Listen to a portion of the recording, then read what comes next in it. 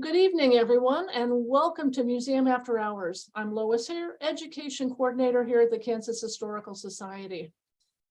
We have a great special guest tonight, New York Times bestselling author David K. Randall. Randall's known for his books Dreamland, Black Death at the Golden Gate, The King and Queen of Malibu, and the focus of tonight's presentation, Monsters' Bones. In the dust of the Gilded Age Bone Wars, two men emerged with a mission to fill the empty halls of the American Museum of Natural History. Kansas-born paleontologist Barnum Brown was one of these men. Brown helped bring dinosaurs into popular culture through a life of fossil hunting, and when he unearthed the first TRex fossil, he forever changed the world of paleontology. In The Monsters' Bones, David Randall reveals how a monster of a bygone era ignited a new understanding of our planet and our place within it. After the program, we'll have some time to answer questions, so be sure to use the Q&A feature or the chat to pose questions as they come to you, and we'll get to as many as we can. So please join me in welcoming David K. Randall. Hello. Hello, welcome. Thank you very much for having me. I appreciate it. You're welcome. We're very excited for tonight's program. So I will get my slides set up. Hold on one second. Here we go. Where's share screen? There it is. And do this. I'm going to share. And here we go. So hopefully everybody can hear me okay. Thank you very much for having me. One reason I'm very happy to speak with you is that my family is actually from Kansas. My dad grew up on a farm outside of Wichita. My uncle still lives on the farm, and I have cousins and other people who still live on the farm as well. So I do have my own Kansan roots. I haven't actually been to our farm, our family farm, since I was like a little kid. But I do remember going and always enjoying going to Kansas. So the story I wrote about and the Monsters' Bones. So by trade, I'm a journalist. I am not a paleontologist. And to be honest, I've always been a little bit intimidated by the science of dinosaurs. Not because, they're very big or scary or anything like that.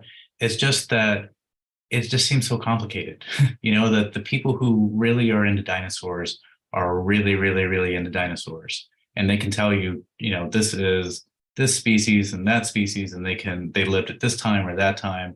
And it seemed kind of overwhelming to me. I always liked the concept and the idea of dinosaurs, but the science of it always seemed intimidating. And also, to be honest, it seemed the more I started going into paleontology and studying it, just how difficult it was, in large part because I've learned that paleontology really requires you to have so many different skills at once. If you were going to be a paleontologist, first of all, you typically have to be somewhat physically fit to be able to go out into the field and dig and find bones and bring them back. But that's just the beginning, and then it seems in some ways that the hard part starts. Because you have to make all these chains of logic that, if you find a tooth or, a foot or, toe or something, you have to then say, okay, if this tooth was in this shape, then it meant that this animal probably ate this thing. And if they ate this thing, they probably lived at this time. And if they lived at this time, this is the other species that were living at the same time. And this is how they probably protected themselves or preyed upon those species. And then, they probably attracted mates through this and this. So you have to make all these kind of chains of logic, if X, then Y, if Y, then Z.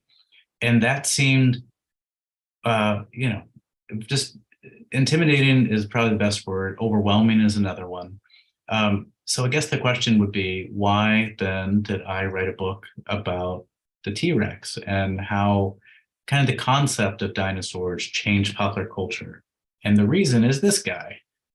This is our son. He was in kindergarten then, but he is in 5th grade now. And we took him, like many people we lived in Brooklyn at the time, but we now live in the New York City suburbs. we went to the American Museum of Natural History. And it just seems like one of those rites of passage that you do. You take your kids to go see the dinosaurs at the museum. And we were walking through, and we kept on making rounds of the fourth floor, which is where all the large dinosaur fossils are and specimens are. And we kept on coming back to the T-Rex. And at first we thought, this is just because he's really interested in it. Then he started getting quiet. We thought, oh no, maybe he's getting a little scared, because as you can tell, his head is about the same size as the jawbone on that dinosaur behind him, on the T-Rex behind him. But then he turned to us and said, "Who found these bones?" And it really struck me that I had never thought about how dinosaurs and specimens reach museums. I knew that they were, paleontologists, and I understood what they did, but I never realized that there were stories. And then I started thinking, how did the concept of dinosaurs change popular culture and change the earth? Because it seems like such a monumental idea that, long before humans were around, there were these giant creatures that lived, and they had what seemed like alien life forms. And they had, we now know, pretty sophisticated social organizations, and they had much more intelligence, or they were much more intelligent than they were originally credited with. So it seems like this alien idea that Earth has not always been the same, and then you can kind of extrapolate from that Earth will not always be the same. So it makes you realize and look at the world around you in a much different way. It seems like a very life altering and culture altering idea that, at a time when many people believe that, the literal interpretation of the Bible, that somehow Earth's history is completely different from that. So in the book, I talk about how in many ways it felt like suddenly you had this familiar book, and then a bunch of new chapters were stuffed in the middle, and you had to make sense of everything that came before and then what came after. And it's all because of dinosaurs. And I realized the more I looked into this that there are human stories behind these prehistoric bones. And you can tell these stories through people. And that's what I kind of try to do in all of my books. One of the books I wrote was called The King and Queen of Malibu. And that was about the family that owned all of what is now Malibu, California, and how they had it and how they lost it, and essentially why celebrities live there now. And it's really, that's a family saga in a lot of ways that, it's almost like a multi-generation soap opera, but it's really tells the story, the human story behind beautiful places. And then my other book I wrote was called Black Death at the Golden Gate. And that was the story about how there was an outbreak of bubonic plague in San Francisco at the turn of the 20th century, and about how there was just these very small group of doctors who prevented the disease from spreading and killing millions of Americans. And you could kind of answer the question of, there were in that book there were two of the main characters were two different doctors who had completely different personalities. So one was very arrogant and very off-putting. He was a genius in the lab, but he failed in many ways because he couldn't get people to trust him. The other doctor who ultimately saved the day was somebody who barely graduated from medical school, but he realized that his superpower essentially was affability. He could get people to like him and trust him very quickly, and because of that, he was able to do things that helped prevent the disease from spreading in certain communities. So I like finding stories that kind of through one human's or one person's or a few people's lives tell a much bigger story about why the world looks like the way it does today, and how it might be changing.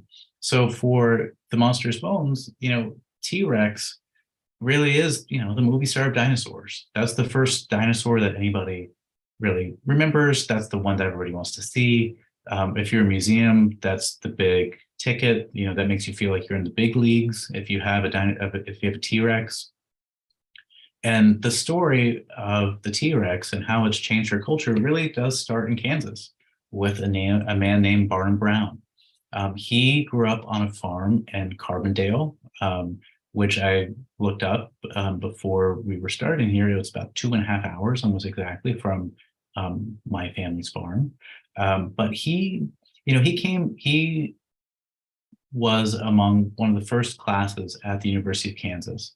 And he was came up at an era where Kansas and KU was really trying to show that the brains of farmers were just as potent and powerful as the brains of people, privileged people on the East Coast. And he was part of this kind of cultural shift where the idea of education was there for anybody. And it was he felt like he were there at the beginning. So you weren't quite sure where it was going to lead, but you were very excited to be part of it. His parents were farmers and homesteaders, and he became interested in science because he was following his dad around on the farm, and he started picking up shells. And he started wondering, why am I finding shells in the middle of Kansas? The closest body of water, ocean is 600, 700 miles away in the Gulf of Mexico. So he started following all these, and that's how he became interested in science. And he went to KU. He quickly showed that he was, he almost had this supernatural ability to find bones, to find fossils, and he was very delicate. He was not only very strong, which is an important part, but he was very patient. In the book I write that he was really prized because he had this ability to find but not destroy.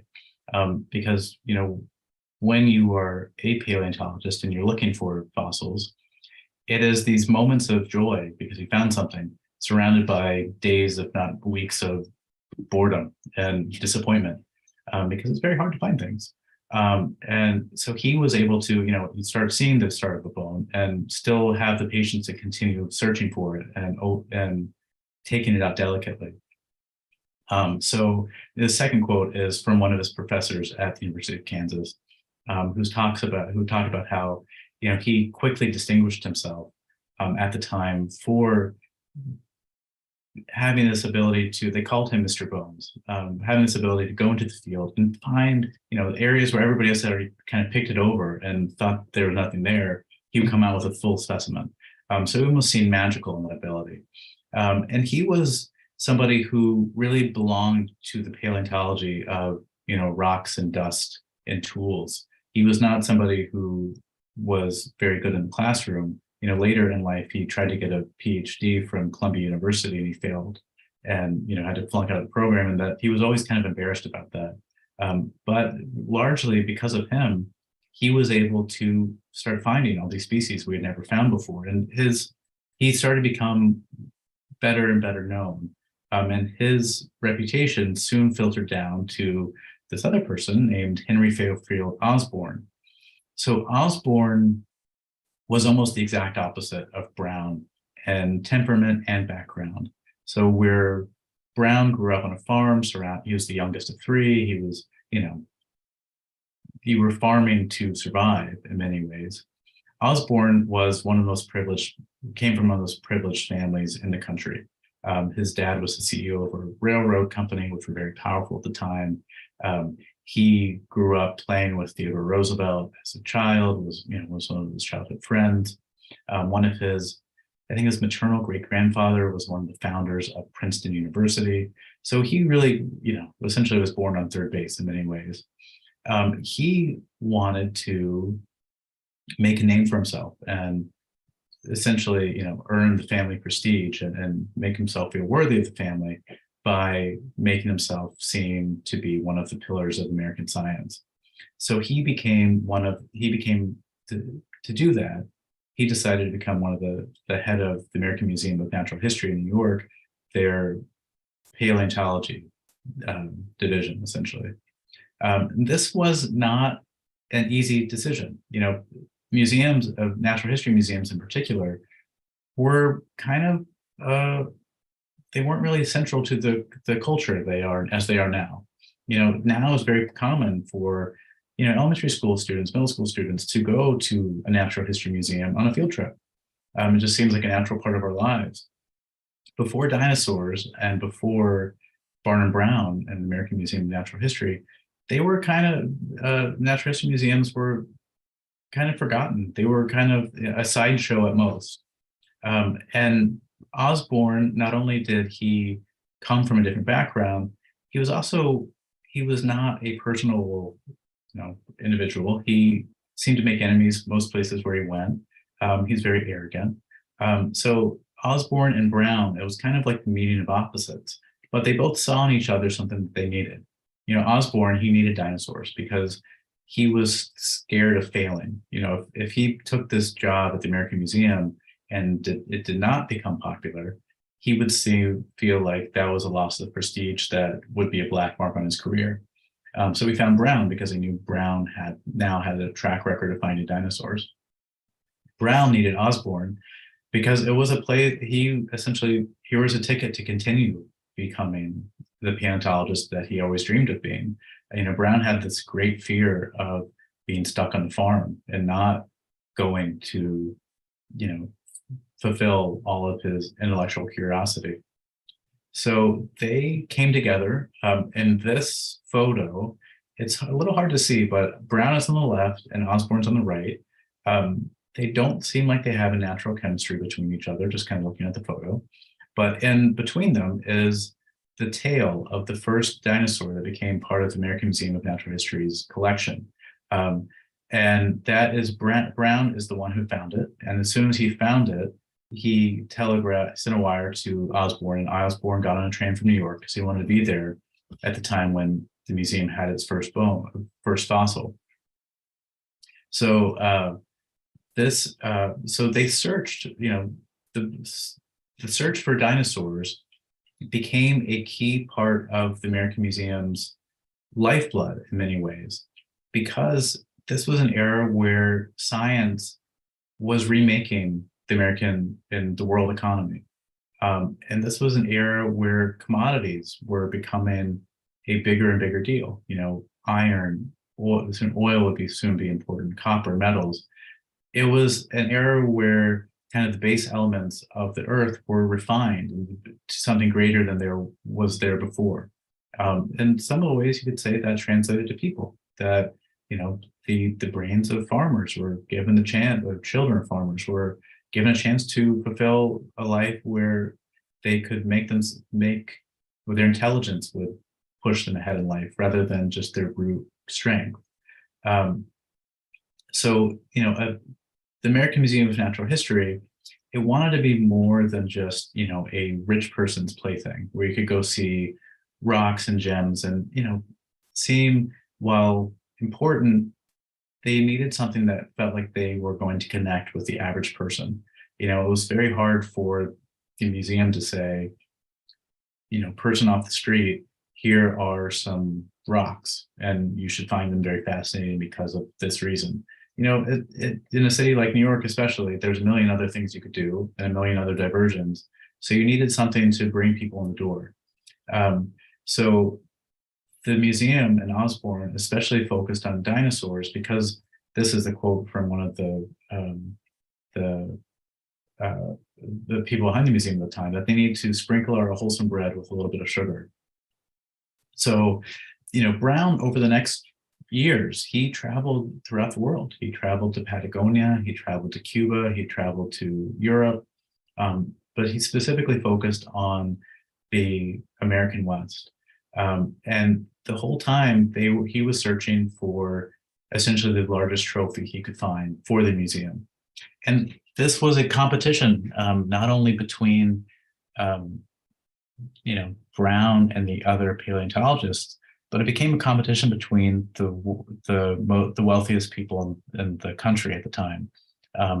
It was an era where, what we would now know as billionaires decided what they want to do with their money was to fund museums that would then carry their name or show that their contributions, made society at large better. Whereas now, billionaire might say, I'm going to use my money to shoot myself into space. back then they would say, I want to use my money to create a new wing or create a new museum. So you had Andrew Carnegie in Pittsburgh, who started several museums. You have what is now known as the Field Museum in Chicago, who donated by Marshall Field. And you had the Peabody and in New Haven, which is at Yale, Yale University is there. And they had the American Museum of Natural History in New York, which was funded by J.P. Morgan largely, and some other millionaires at the time. And the race was on to find essentially the biggest and baddest dinosaur they could. And this was an era where before the T-Rex, most large dinosaurs were herbivores, which mattered because they seemed, there was a shocking element just to how big they were, but it didn't really seem like it made the world that much. It wasn't as interesting. It was almost like these were very large cows. The T-Rex, when it was discovered, changed all of that because you had this carnivore, the largest carnivore that ever been discovered. It's now known as one of the largest carnivores that ever walked the earth. And the idea was that, suddenly if you had a carnivore of this size, it obviously had to eat. So it had to hunt. So therefore, the abundance of life had to be greater to able to sustain something of this size. Then you have to say, well, if it hunted, how far did it hunt? How fast did it hunt? And therefore, how did it change the life of its prey? If there was something like this hunting after you, you'd think that these animals would have some kind of defense mechanism. What would that look like? Was it something where groups work together and to defend themselves? And if there was a dinosaur this big and there were several of them, and it was also eating, and the prey was eating, then the plant life had to be more abundant. So you started to say, before the T-Rex, you had dinosaurs, and the idea of prehistoric life was kind of written with, broad outlines. And once you had a T-Rex and the idea that carnivores could be this large, it started to fill it in with color. And you started to realize that all the drama of daily existence, predation, evasion, failure, success, had been happening for a long time before humans even entered the picture. So this is the pictures of the discovery of the very first T-Rex that was ever found. It was found in Jordan, Montana. And this is Brown. This is from a letter from Brown saying that, he's never seen anything like this before. And it came at an important time for both Brown and the museum, because Osborne was continually worried that the American Museum was falling behind. The American Museum, if you've ever been there, the American Museum is now known as one of the best dinosaur collections in the world, if not the best collection of dinosaurs in the world. Before they found the T-Rex, though, Osborne was very scared that his museum was falling behind, and therefore he was falling behind. So he was the one who actually named T-Rex. It was given a pretty unusual name. Most species at the time were named for something obvious, like Triceratops, obviously 3 horns, or for, the likely sound it made when it was walking. Brontosaurus means thunder lizard. It was so large that it probably sounded like thunder when it was walking. Osborne, it was a bit of showmanship to even call it the T-Rex. Not only was it very distinctive and it broke convention, but it also seemed to associate Osborne and the American Museum with the pinnacle of paleontology. That, it's hard to be larger than, this royal name, and at the same time, it seemed like it confirmed the idea that dinosaurs were in many ways trophies for museums and for billionaires and for paleontologists as well, to say, without this wealth of capitalism, or without this wealth, we wouldn't have the ability to search for bones, or the ability to showcase them. One thing I was really struck by was that, some of the first dinosaur fossils that were identified as fossils Obviously fossils have been found as long as there have been humans. There just wasn't necessarily understanding and recognition of what they were. In the book, I talk about how, and throughout different cultures throughout the world, there's folklore around dinosaur fossils, as people tried to make sense of these things that they found, whether Native Americans saw them as, the bones of ancient gods who were defeated in battle, or in, ancient China, they were considered dragons, and they were ground up and used in tonics. Dinosaurs have always been there, but one thing that hastened and accelerated the search for dinosaur fossils was commodities. As we searched the earth for other things, whether it was copper or silver or whatever, we started, people started finding dinosaurs. In the book, I say it was almost like someone was fishing and they pulled up a shoe when they were trying to find trout. They tried to just find out what to make of it, and soon they realized that the fossils themselves were the prize. So Brown, over his career, he found and he pretty much filled in the American Museum's dinosaur collection. By the end of his career, he had found and uncovered more than half of the dinosaur specimens that were on display. And he found many specimens, and he discovered many specimens, but none of them connected with the public in the same way as the T-Rex. And some of that was because of the fact that it was a carnivore, that something about the idea of element of danger and drama that's associated with something that hunts seems something people just seem to have a more visceral response to it. But there was another element of it as well, which was, this was a time where, the concept of evolution and eugenics and Darwinism were really starting to filter into society at large. And people started having a larger question over, how the world is changing. This was an era where the world changed incredibly quickly. Somebody born in 1865 and died in 1945, you just imagine all the things they saw, from the end of slavery to planes and cars, and then by the end, the atomic bomb. So things changed incredibly rapidly, and that left people feeling a little unmoored in certain ways. They couldn't quite figure out where they belonged or what was next. And the idea that, if dinosaurs were once here, and something as ferocious as the T-Rex was once part of Earth and had now died out, there was almost this existential question of, wait a minute, we humans are now in essentially the top of the food chain of Earth. What will we always be there? And what if not, if something as ferocious and as obviously physically powerful as the T-Rex can die out, what does that mean for us? Will we die out one day? And if so, how can we prevent that from happening? So you had this strange connection between dinosaurs and specifically the T-Rex, and this burgeoning idea of eugenics, that people had to focus on their bloodline, or else they were going to dilute.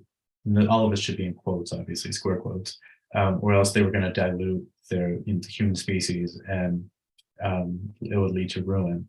So the T-Rex came at a very vulnerable time, and for many reasons, that's why it filtered into pop culture at a time much faster than any other dinosaur specimen did. And it brought people, in a lot of ways it worked. It brought people into museums, and it brought them some association with science that they had never had before. This first quote is from a New York Times article when the T-Rex was first unveiled in 1924 at the American Museum. It was a quote from a professor who was basically saying that, the T-Rex has drawn all these people here, being a splendid bit of advertising. They are, many of them, deeply interested in things they would have never come to see. they will come again and bring others. So this idea that it was almost, here's the carrot, or here's the something to lure you in. And once you're here, maybe you'll start looking around and you'll find other things that are of interest to you, and you start to realize that the importance of science, and you can filter these ideas into mass society, and science becomes entertainment. It's no longer something that's only for somebody and at some ivory tower somewhere. It's for all of us. To the next one. So kind of taking the story back to Brown had, in many ways, it's all in the book if you want to follow. He had an amazing life, and in many ways he had a tragic life. So he wanted to escape from the farm more. That was his drive. That was the thing. The idea of going back and having this life where you're kind of chained to the seasons and at the mercy of the weather, is something he thought was a prison. So he wanted to search. He wanted to go as far and wide as he could. He married, and one of the only times in his life he slowed down was when his wife Marion had a daughter, their daughter, and her name was Frances, and he stayed in the museum, and he didn't go out into the field for a couple of years. But then Marion, when she was walking Frances in a stroller through Prospect Park in Brooklyn, they both contracted scarlet fever. And this was an era before antibiotics, before other medicines that could prevent it or heal it. And Marion died suddenly, and Brown was left with a daughter that he felt he was in no way capable of raising.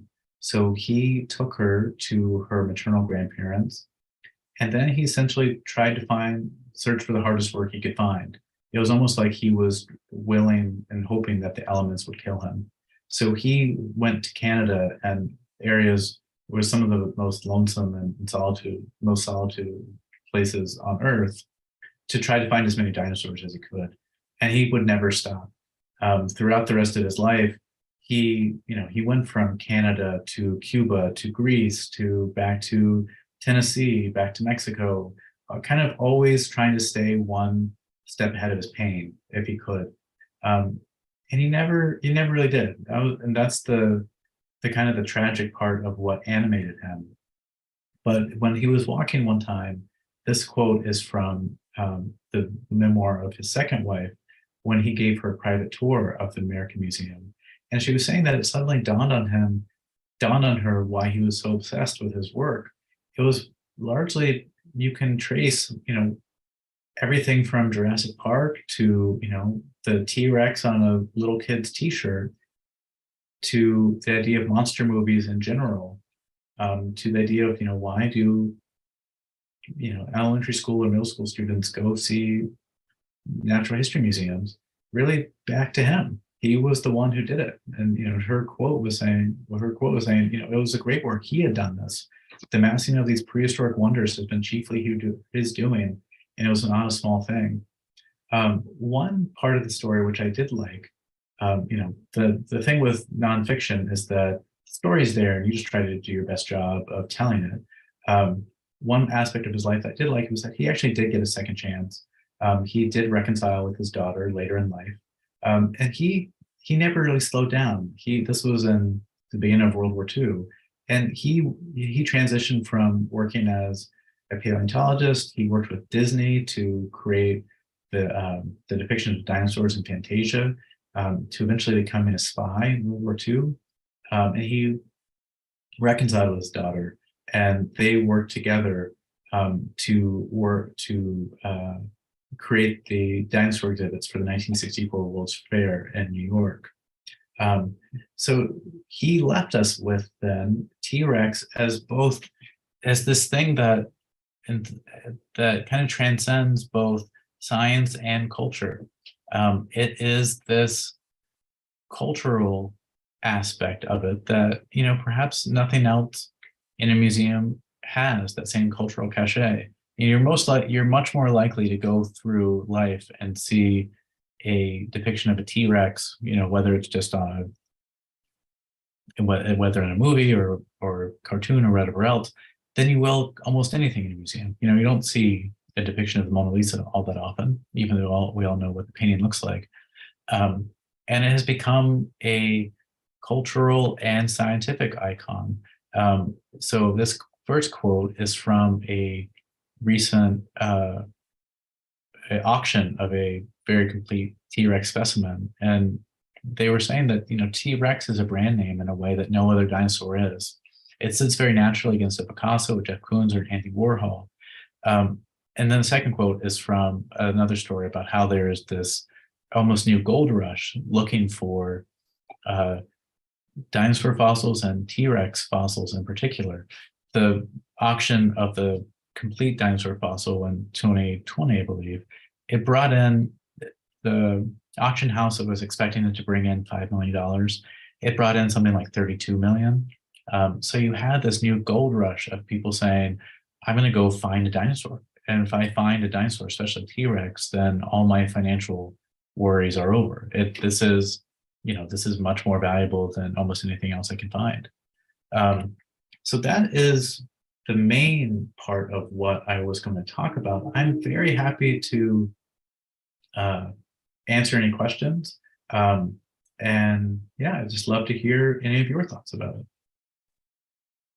Well, thank you, David, for a great presentation. So if you have any questions, please post them in the Q&A or the chat. Until then, I was wondering, Barnum Brown died in the 1960s, I think. Did you get to speak with anybody who knew him when he was alive? I spoke with some people at the museum who had been there, and they overlapped for a little bit. I tried to find his family members, and I couldn't, unfortunately. The closest thing I found was that his daughter Frances wrote a short memoir or short biography of both kind of him and a memoir of her. It was only about 100 pages or so. But that's where it was very valuable, because you kind of had these insights into what their relationship was like and different aspects of his life. And it was also interesting just to see how different their natures were. Brown he was almost like a walking party. His skill was getting people to like him. He was fun. And that's one of the I read about in the book, is that one of the reasons he was able to find fossils where nobody else was. He'd go into these places and he would make friends with people very quickly. And then they'd suddenly say, oh, I've seen this thing or that thing, or, Mr. Brown on his farm has seen one of those. And then suddenly you have an introduction and he gets to see it. Frances was almost the exact opposite. It's almost as if she saw her father and missed him, and felt his absence, and then felt like, I'm going to be, if my compass is that way, I'm going to point the other direction, no matter what I can do. So if he was the walking party, she was the head of her church choir. He never liked rules. She ended up being a college dean. So having that filter through her perspective and that lens to see him was very helpful. Okay. We have another question.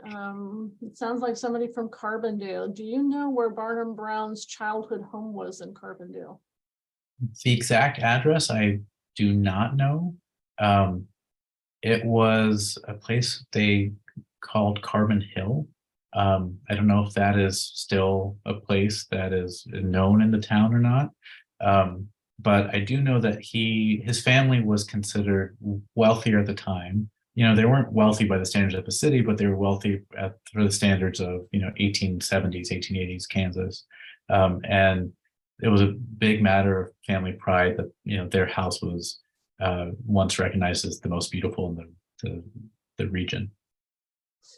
And I do know from reading your book, you described his house, and you also talked about the fact that his father mined coal. He was a strip miner, and Mm-hmm. Brown would go out, when they were strip mining, and find things.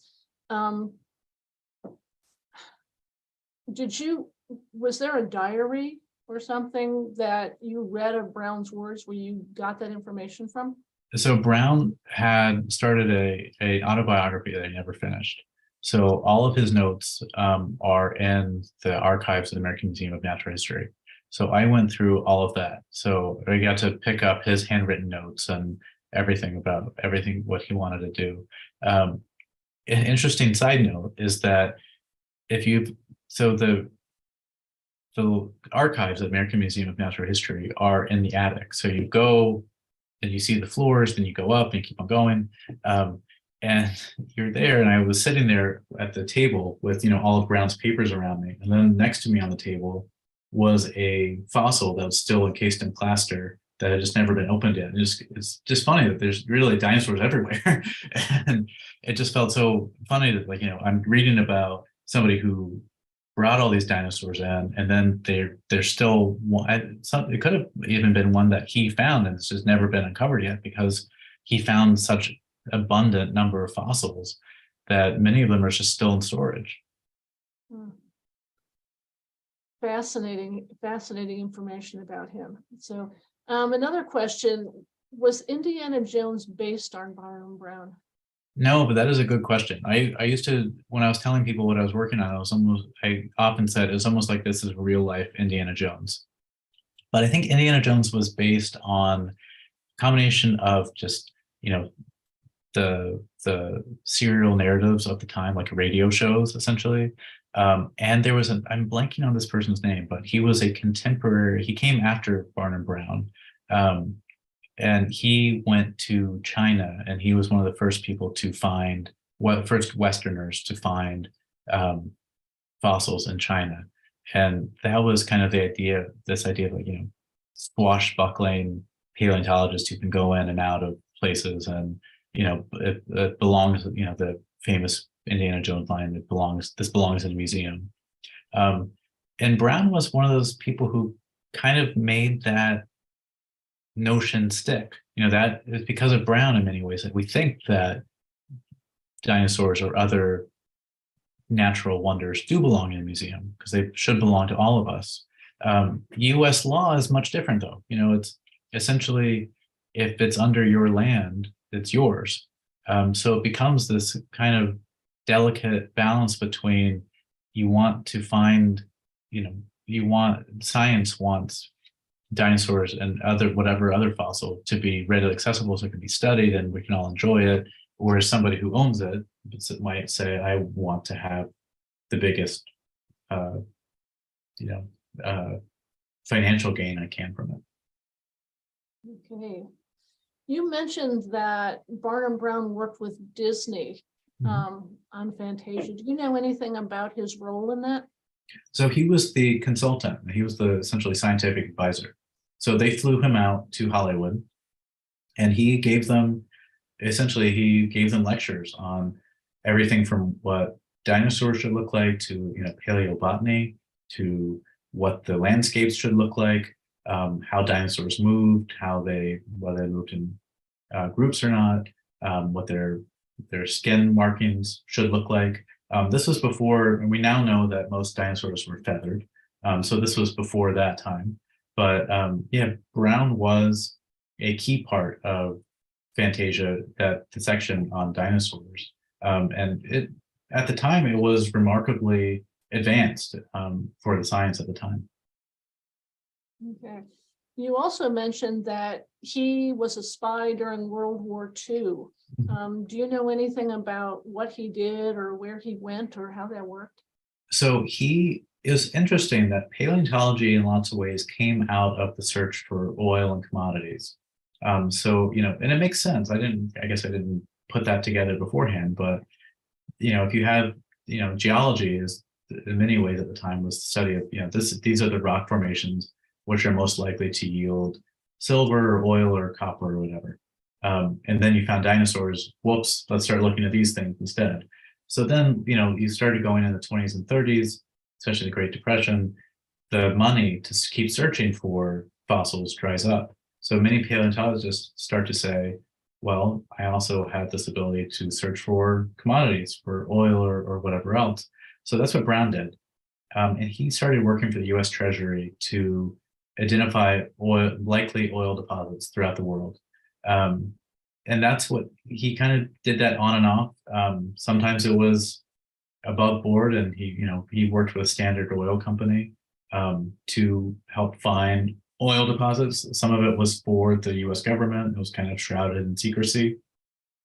Within World War II itself, there were many different plans on how to invade Europe.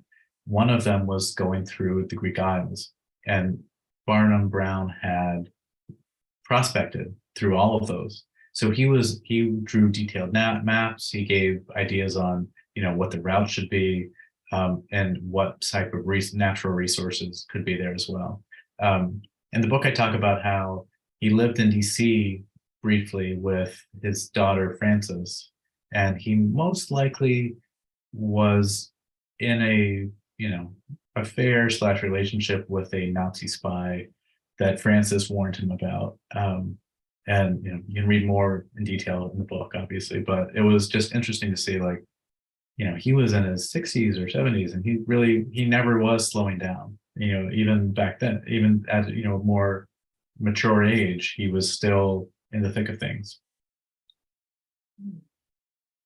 We have another question.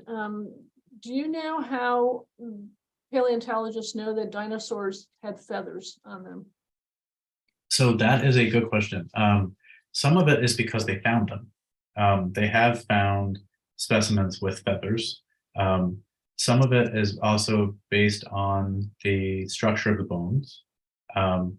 So those are the two main reasons. They now think that T-Rex was mostly had some feather, like it was kind of fuzzy, almost like a chicken, when it was born, and then it had some feathers as it aged. It wasn't completely covered, but they're now, as paleontology, at Barnum's era of paleontology, it was this idea that dinosaurs were just prehistoric lizards. We now, or paleontologists now, mostly think of dinosaurs as prehistoric birds. And there's many reasons for that. Some is just because they found feathers. It's also the structure of the bones. One thing that struck, Brown was one of the first people to recognize this, is that dinosaur bones were by and large hollow. So that's how they were able to grow to such massive proportions and still have the muscular strength to move the bones, because they didn't weigh as much. So the other creature that has hollow bones are birds. So you start to see that, if it's a fork this way, they're much more going towards the bird side than they are to the reptile side. Okay. Do you happen to know what happened to his second wife? Yes, I do. She was a socialite in New York. She died around the same time as him. And he is, I kind of funny that he's buried with his first wife on one side of him and his second wife on the other side of him. Okay. All right. Something that has really struck us in our office as we've been reading your book is the parallels between the problems and concerns that museums had then are pretty much the same ones that we see today. Did you run across that in any conversations you had with museum staff today? I did. So especially if you get away from away from like the big brand name museums, the American Museum of Natural History, that's the museum known around the world. People go to New York, they want to go there. If you talk to a museum, the Florida Museum of Natural History or something else, their largest concern is, keeping the lights on in many ways, trying to get people in. What can we do to get people excited? And how can we afford what, the kind of mega exhibit that we know people would like? So how can you get people interested in this? And this is actually even hitting some of the top tier museums. So the American Museum, it did not bid for that T-Rex I spoke about earlier that went for $32 million or so in auction. Part of the reason was there was this very odd stipulation that the intellectual property that of the fossil did not come with it. And it's weird to think about how can a dinosaur have intellectual property? Well, it basically meant that you couldn't sell anything with the picture on. You couldn't like make a T-shirt from that dinosaur. You couldn't sell a figurine. You couldn't make a coaster or poster, and anything else you could do to sell to kind of recoup your losses. So they thought, there's no way we can bid for this. What ended up happening was that it was in Dubai. It later came out that was the winning bidder because they're going to start a natural history museum there, and it kind of focuses on an idea still globally. T-Rex is the thing that brings people in. It is an icon. It's something bigger than just a brontosaurus or just a dinosaur. It's something beyond that. So that was, an issue. Small museums to large museums. How can you have the financial wherewithal to bring in something that's in such small supply? There have been something like 35 or between 35 and 50 full T-Rex specimens ever found.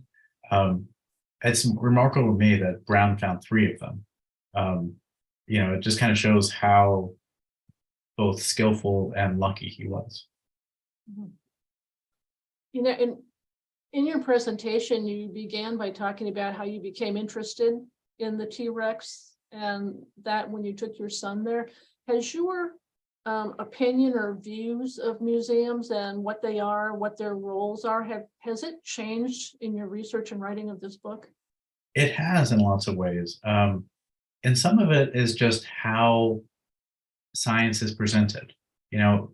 Osborne, he was he was upfront about it. He was racist. He had this idea that if you were of a certain ancestry or bloodline, that you were just a higher class person and you're more valuable than somebody else. And that mindset infiltrated throughout the museum. That in the areas of the American Museum, it very subtly showed that there's all these different cultures, but the culture that's the most powerful and the best, essentially, if there's always a gradual increase, were Northern Europeans. And the museum has taken many actions to try to undo that, to try to say, there's cultural value and there's lots of other values. And it makes you realize that the presentation of information is not necessarily neutral, and can come in different ways. But also you start to see how, museums, they're precarious, getting people to come across, to step away from whether it's their iPhones or Netflix or a million other distractions to say, I'm going to go learn about geology or gems or ancient life. That's a challenging proposition. And it's a very valuable proposition, but it's a challenging one nonetheless. In the book, I talk about how in the New York of the 1920s, when T-Rex was first exhibited, you had the Brooklyn Dodgers, you had the Yankees, you had, high society murders, you had the opera, you had so many other things you could do to try to say, where does science fit into that?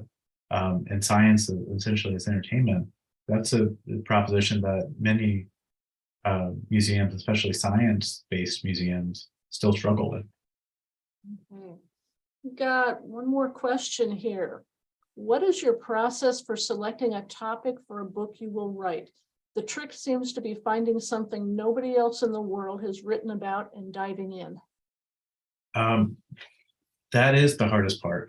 Is you want something, a book. All my books have taken about 1.5 years or 2 years to do. So you want something that's going to interest you over that long time. And sometimes it helps to go into something like paleontology, where I didn't know much about it beforehand. So it was almost like a kid in the candy store. Like I got to learn about this while I'm writing about it. So it was fulfilled my own intellectual curiosity. For some of the other ones, it was I grew up in Southern California, and kind of telling the story of Malibu was telling the story of California through this one family, and telling the story of like Hollywood and celebrities, and how this family kind of was the bridge between the California of the Old West to the California of movie stars. And that just seemed, nobody had written about that before, and it seemed very compelling. And then the plague book, Black Death of the Golden Gate, that really came about because it was, you had two personalities that really mattered. You know, you could say, you know, it was a very clean story of this person is very smart, but he's very arrogant. And this person maybe not be as intelligence, but he has intelligence in other ways that gets people to trust him. So how do you really make change? You can't go from one, you can't go one extreme to the other. But for future books, the next book I'm working on, it will be about a race to fly around the world. And it's another story where it's, you have, you know, the personal lives that tell a bigger story. In this case, it's how did flight, the science of flight, change us and our conceptions of the world. And this story also happens to take place right after the 1918 flu pandemic. So it's also, you know, timely in the fact that how do people respond to something like a pandemic? And when the world opens back up, how far do you go? And for some people, we're going to be the first to fly around the world. Well, that sounds like it's going to be a great book too, and we're really going to be looking forward to reading it. So, oh, thank you very much. I want to thank you for joining us tonight and for telling such a great story. I also want to highly recommend the book Monster Bones. Do you have any recommendations of where people can buy this? Amazon or your local bookstore. It should be hopefully everywhere. Okay, so I hope everyone here can join us again next month on Wednesday, March 8th at 6:30 p.m. to hear Jeremiah Arias discuss the importance of local newspapers in his presentation, The Kansas Press, the Fourth Estate in the Heart of America. From all of us here at Museum After Hours, thanks again and